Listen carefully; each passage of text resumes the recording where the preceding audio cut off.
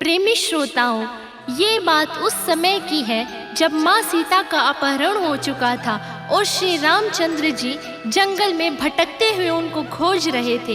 इतने में ही माँ सती यानी कि माँ पार्वती के मन में विचार आया कि क्यों ना प्रभु श्री रामचंद्र का इम्तिहान लिया जाए, और वो सीता का रूप धारण कर श्री रामचंद्र के सामने जाने की हट कर बैठती है। भोलेनाथ ने लाख समझाया, लेकिन माँ पार्वती ने अपने मन में ठान ली कि नहीं, मैं जाऊंगी। भगवान शिव माँ गौरा को समझाते हैं कि गौरा ऐसे नहीं करते।